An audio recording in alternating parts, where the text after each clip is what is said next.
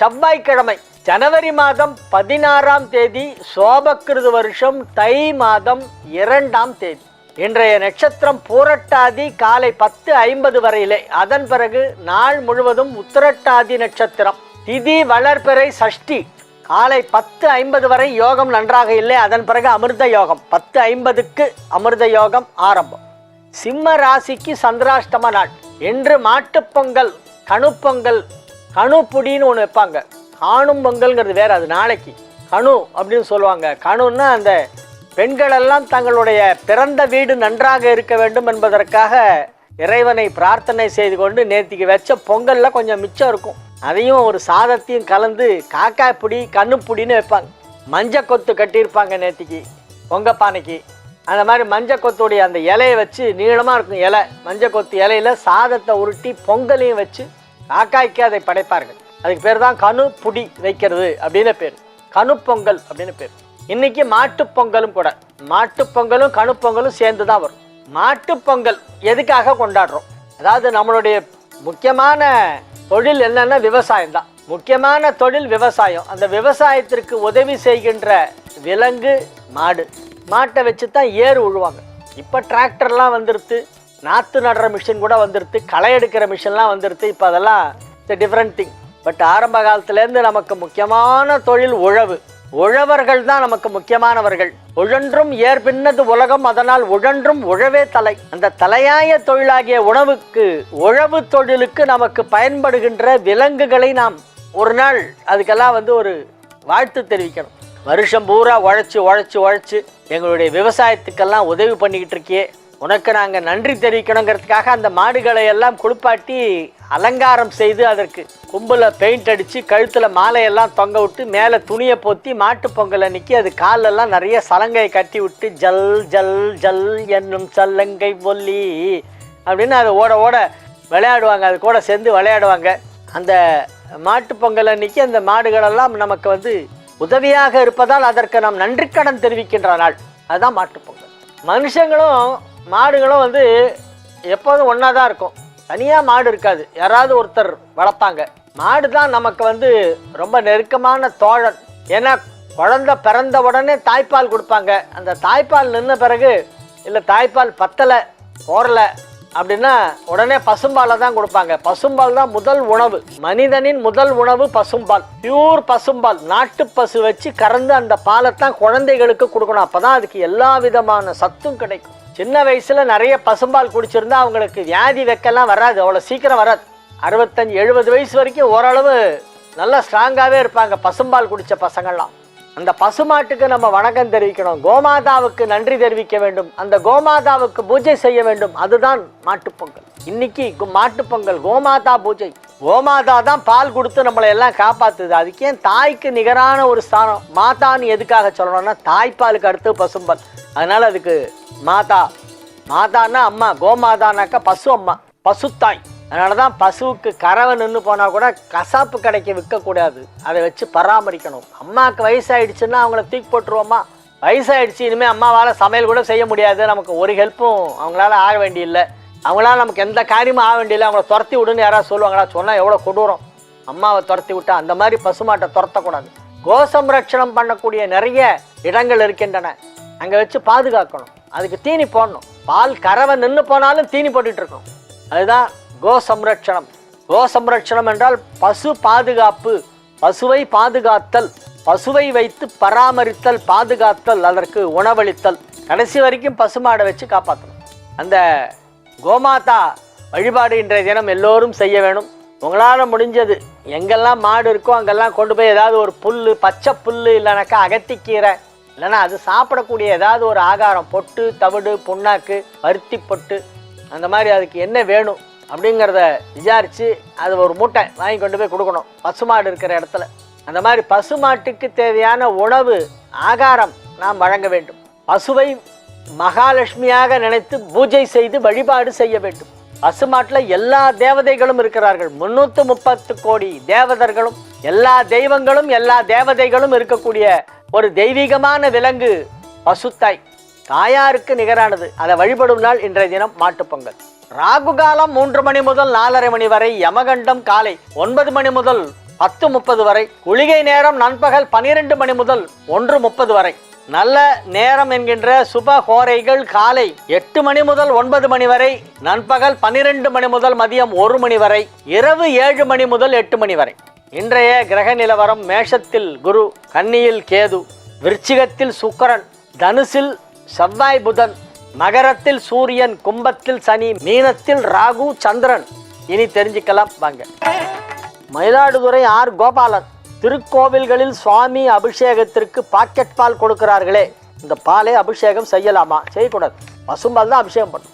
Packet பாலில் அபிஷேகம் செய்யக்கூடாது. இதை நான் முன்னால் ஒரு தடவை சொல்லியிருக்கேன். இது யார் ஸ்ட்ரிக்டாக இதை ஃபாலோ பண்ண போகிறாங்கன்றது தெரியல எனக்கு. ஒன்றா கோவில் நிர்வாகம் அந்த மாதிரி ஒரு உத்தரவு பிறப்பிக்கணும், பசும்பாலில் மட்டுமே அபிஷேகம் செய்ய வேண்டும் அப்படின்னு ஈவோ ஆர்டர் பண்ணணும். இல்லை அங்கே பூஜை பண்ணுறவங்க நான் பசும்பால் கொடுத்தா தான் அபிஷேகம் பண்ணுவேன்னு அவங்க சொல்லணும். அப்படி சொல்கிறதுக்கு அவங்களுக்கு தைரியம் இருக்குமான்னு தெரியல. நீ வேலையை விட்டு போன்ட்டான்னா அவர் என்ன பண்ணுவார்? பாவம், பகவானே என்னை மன்னிச்சிரு, இவள் எல்லாரும் பாக்கெட் பால் கொடுக்குறா, நான் அதில் தான் அவனுக்கு அபிஷேகம் பண்ண வேண்டியிருக்கு, என்னை மன்னிச்சிரு, க்ஷமிக்கணும் அப்படின்னு சொல்லிட்டு அவர் பண்ணிட்டு போயிடுவார். அவரால் வேறு ஒன்றும் பண்ண முடியாது, அவருக்கு வாய்ஸ் கிடையாது. கவிதை ராஜா ஐயம்பேட்டை: மேஷ லக்னம் 2இல் புதன், மிருகசீரிஷம் 2ஆம் பாதம், ஏற நவாம்சமாக கன்னியா லக்னம், புதன் நட்சத்திரம் வர அங்கு புதன் உச்சமாவதால் இத்தகைய அமைப்புள்ள ஜாதகர்கள் வாய் திறந்து பேசினாலே அங்கு வம்பு வழக்கு வரும், அந்த இடமே சண்டையாகும், சண்டை களமாக மாறும் என்றால் அது உண்மையா? மேஷ லக்னம் 2இல் புதன் இருந்தால் நல்லது, தப்பு கிடையாது. மிருகசீரிஷம் 2ஆம் பாதம் ஏற நவாம்சத்தில் கன்னியில் இருக்குது, நவாம்சத்தில் கன்னியா லக்னம். அப்போ கன்னியா லக்னத்தில் லக்னாதிபதி உச்சமாக இருந்தால் நல்லது தானே. மேஷமும் கன்னியும் 6, 8 இருந்தாலும் அதுக்கு எப்போவுமே ஒரு கனெக்ஷன் இருக்கும் சார். மேஷ லக்னம் பார்த்தா கன்னியா லக்னம் வரும் நவாம்சத்தில். இந்த அமைப்புள்ள ஜாதகர்கள் வாய் திறந்து பேசினாலே அங்கு வம்பு வழக்கு வரும், அந்த இடமே சண்டையிடும் களமாக மாறும் என்று சொல்வது உண்மையா? இல்லை அது நீங்கள் அஷ்டமாதிபதி எங்கே இருக்குங்கிறதெல்லாம் பார்க்கணும். 6, 8 குடையவர்கள் மிகவும் வலுவாக இருந்து லக்னாதிபதி அல்லது ராசியாதிபதி பலகீனமாக இருந்தால் அவன் வம்பு தும்பு சண்டை போடுற ஆளாக இருப்பான். சண்டை போடுவான், ஆனால் ஜெயிக்க மாட்டான். சண்டைக்காரன் பேர் வாங்கிட்டு வந்துடுவான். வாயாடி சண்டைக்காரன், எதிர்த்து பேசுகிறவன், மரியாதை இல்லை அப்படின்னலாம் எல்லாரும் திட்டுவாங்க. சண்டை போடுறதுங்கிறதுலேயே நிறைய விஷயம் இருக்குங்க. இப்போ ஒருத்தர் வக்கீலுக்கு படிச்சிருக்காருன்னா அவர் சண்டை போட்டு ஜெயிச்சு தான் கேஸை ஆர்டர் வாங்க முடியும். அவருடைய வாதத்தை பார்த்து வேறு வழியே இல்லாமல் ஜட்ஜி ஆர்டர் கொடுத்துருவார். அது ஒரு சண்டை போடுறது தான். அது தன்னுடைய கட்சிக்காரருக்காக கோர்ட்டில் போய் வக்கீல் சண்டை போடுறது அவர் தொழில். அவர் சண்டை போட்டு தான் ஆகணும். சண்டை போடலன்னா ஜெயிக்க முடியாது. ஜெயிக்கலன்னா அடுத்த கட்சிக்காரன் வரமாட்டான், கேஸ் எடுத்துகிட்டு வரமாட்டான். சண்டை போடுவதையே தொழிலாக கொண்டவர்கள் எவ்வளோ பேர் இருக்கிறார்கள். மிலிட்ரியில் இருக்கிறவங்களாம் சண்டை போடுறதுக்கு தான் போகிறாங்க. தெரியும் அவங்களுக்கு சண்டை வரும், தெரிஞ்சு தான் போய் ஜாயின் பண்ணுறாங்க. நீங்கள் சொல்கிற மேஷ லக்னம் 2இல் புதன், நவாம்சத்தில் புதன் உச்சமாக இருந்தால் சண்டைக்களமாக இருக்குமா அப்படிங்கிறது எல்லாருக்கும் அது பொருந்தாது. ஒரு சிலருக்கு வேணால் அப்படி இருக்கலாம். மெய்ஞானம் விஞ்ஞானம் இரண்டுக்கும் உள்ள வித்தியாசம் என்ன? விளக்கம் அளியுங்கள். லெபார்டரியில் போய் ப்ரூவ் பண்ணுறது விஞ்ஞானம், இறைவனால் உணர்த்தப்படுவது மெய்ஞானம். மெய்ஞானம்ங்கிறது it cannot be proved in a laboratory. அது நம்மளுடைய 6ஆம் அறிவு அதை நமக்கு கொடுக்கும். 6ஆம் அறிவு நல்லா வேலை பண்ணிட்டுனா மெய்ஞானம் கிடைக்கும். விஞ்ஞானங்கிறது சயின்ஸு, அது எல்லாரும் படித்து தெரிஞ்சுக்கலாம், புக்கு படித்து தெரிஞ்சுக்கலாம். வேலூர் மாவட்டம் பேரணாம்பட்டு ஜே மணிகண்டன்: மெய் ஞானம். மெய் ஞானம்னா எது உண்மை என்பதை புரிந்து கொள்கின்ற ஒரு பரிபக்குவம். தவம் செய்வதன் மூலமாக ஞானியர்கள் அடைவது மெய்ஞானம். ஞானியர்கள் சொன்னது உண்மை என நம்பினால் அது மெய்ஞானம். நான் ஒத்துக்க மாட்டேன், நீ எனக்கு ப்ரூவ் பண்ணு, நீ லேபில் டெஸ்ட் பண்ணி ப்ரூவ் பண்ணாதான் நான் ஒத்துப்பேன் அப்படின்னா அது விஞ்ஞானம். ஒரு பெரிய உண்மை யாரோ பெரியவங்கலாம் சொல்லியிருக்காங்க, இவ்வளோ பெரியவங்களே சொல்லியிருக்காங்கன்னா அப்போ அது உண்மையாக தான் இருக்கும் அப்படின்னு நம்ம அதை நம்பினோன்னா அது மெய்ஞானம். இந்த மெய்ஞானம் என்பது 6ஆம் அறிவிற்கு மேல் உள்ளது. மெய்னாலே உண்மை, ஞானம்னா வெளிச்சம், நாலெட்ஜ், உண்மையான நாலெட்ஜ், உண்மையை உணர்ந்து கொள்கின்ற நாலெட்ஜ், அதுதான் மெய்ஞானம். ரெண்டும் ஒரே இடத்தை தான் நோக்கி போகும். ஃபைனலாக எங்கே போய் ரீச் ஆகுதுன்னு பார்த்தா ரெண்டும் ஒன்று தான். புதுக்கோட்டையிலேருந்து பி. கணேசன்: சந்திரனும் கேதுவும் சேர்ந்தால் தோஷம் என்று சொல்கிறீர்களே, அது எல்லா லக்னங்களுக்கும் பொருந்துமா இல்லை சில லக்னங்களுக்கா?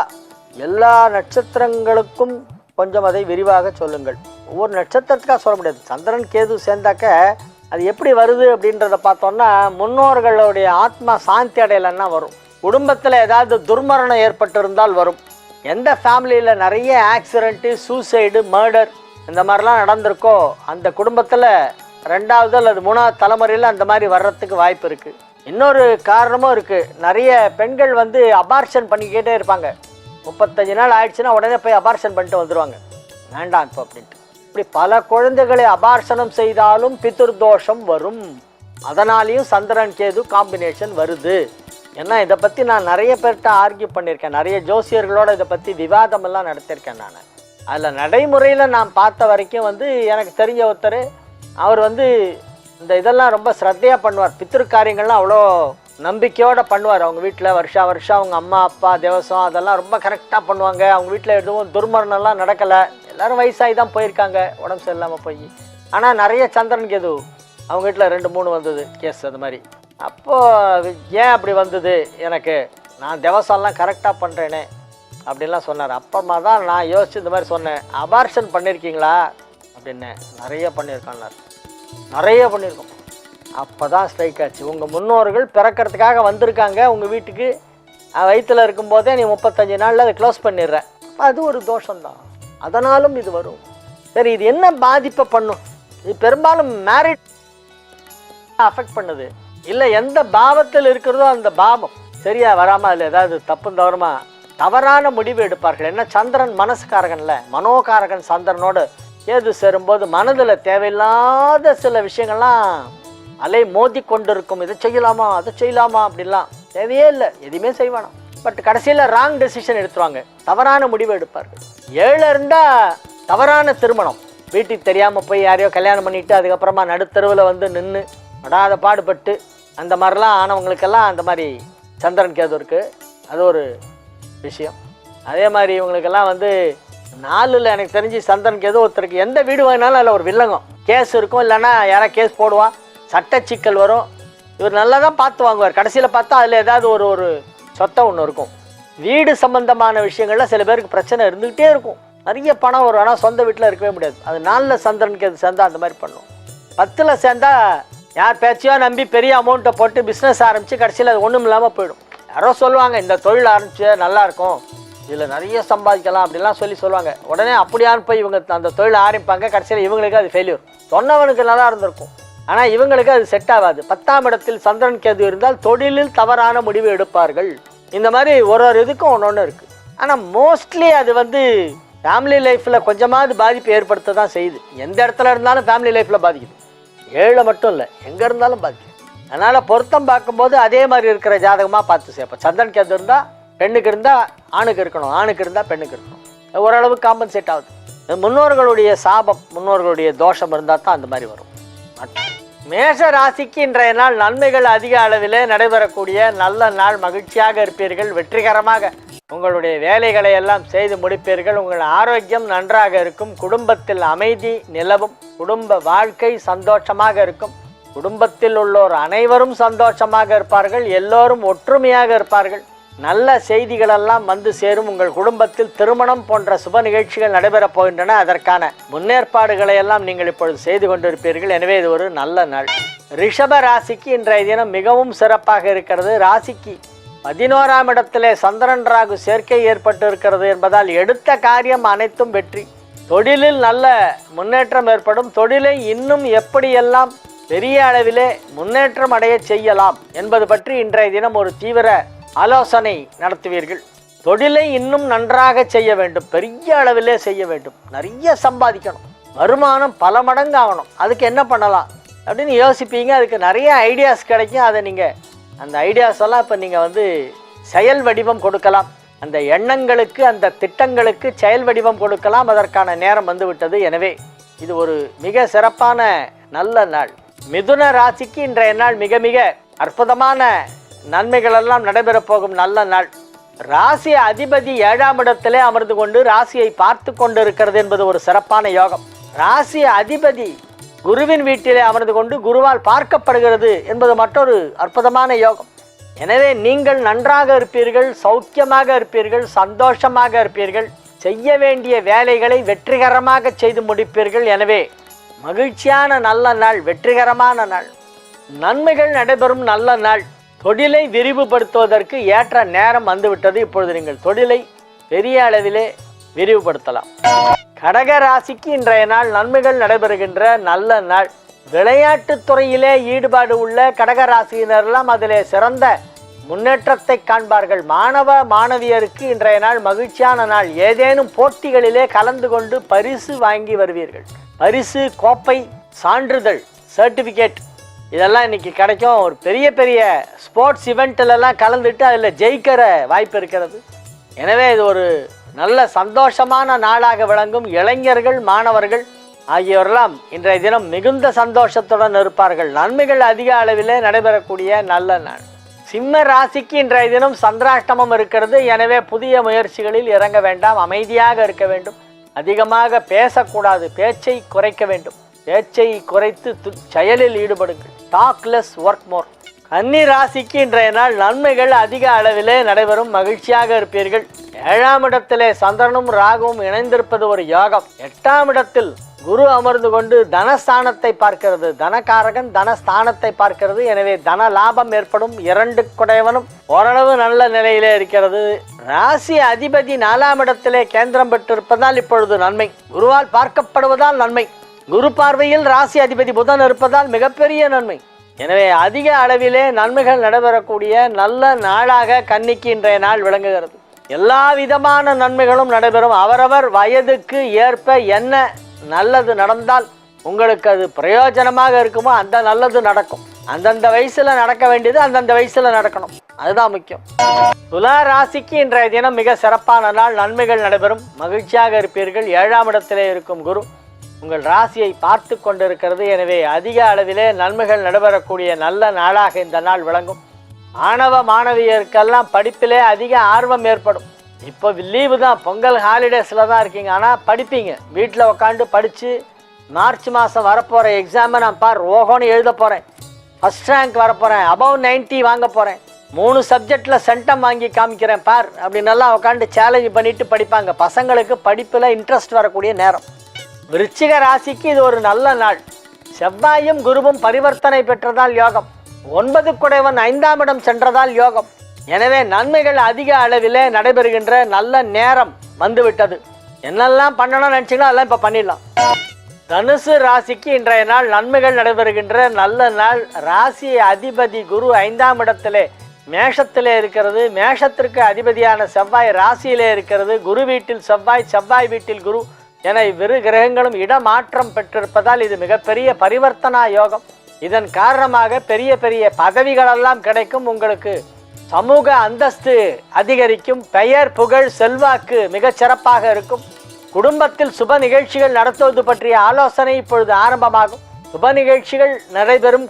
குழந்தைகள் நன்றாக இருப்பார்கள். 5ஆம் இடம் வலுப்பெற்றிருப்பதால் பிள்ளைகளுக்கு யோகம். உங்களுடைய பிள்ளைகள் நன்றாக இருப்பார்கள். பிள்ளைகள் என்றால் இந்த இடத்துல மேல் ஃபீமேல் ரெண்டுத்துக்கும் சேர்த்த வேர்டு பிள்ளை அப்படிங்கிறது. எனவே உங்களுடைய மகன், மகள் போன்ற பிள்ளைகள் எல்லோரும் நன்றாக இருப்பார்கள். அவர்கள் ஆரோக்கியமாக இருப்பார்கள். அவர்களின் ஆரோக்கியம் இப்பொழுது நன்றாக இருக்கும். எனவே இது ஒரு மிக மிக சிறப்பான நல்ல நாள். மகர ராசிக்கு இன்றைய தினம் மகிழ்ச்சியான நாள். 11ஆம் இடத்திலே இருக்கும் சுக்கிரன் உங்களுக்கு பல விஷயங்கள் நடப்பதற்கு உறுதுணையாக இருக்கும். லாபஸ்தானத்திலே வலுவாக அமைந்திருக்கின்ற சுக்கிரனால் ரொம்ப நாளாக நடக்காத விஷயம்லாம் இப்போ நடக்கும். நீங்கள் ரொம்ப முறை ட்ரை பண்ணி பார்த்து இது நடக்காது, சரி விட்டுருவோன்னு சொல்லி விட்டுருப்பீங்க. இப்போ பார்த்தா திடீர்னு கிளம்பி வரும். மறுபடியும் ஒரு ப்ராஜெக்ட், பிஸ்னஸ் உங்களுக்கு வர வேண்டியது அப்போ வரல, இப்போ வரும். அந்த மாதிரி எடுத்துக்கலாம். எல்லா விதமான நன்மைகளும் நடைபெறும். அனைத்து வயதில் இருக்கக்கூடிய அனைத்து பாலர்கள், அனைத்து தரப்பினர், மகர ராசியினர் அனைவருக்கும் எல்லா விதமான நன்மைகளும் நடைபெறக்கூடிய நல்ல நாளாக இந்த நாள் விளங்கும். கும்ப ராசிக்கு இன்றைய தினம் மிக சிறப்பான நாள். நன்மைகள் அதிக அளவிலே நடைபெறப் போகின்றன. குடும்பம் அமைதியாக இருக்கும். குடும்பத்தில் உள்ளோர் அனைவரும் மகிழ்ச்சியாக இருப்பார்கள். குடும்ப வாழ்க்கை உங்களுக்கு ஒரு பெரிய வரப்பிரசாதம் என்று சொல்லலாம்.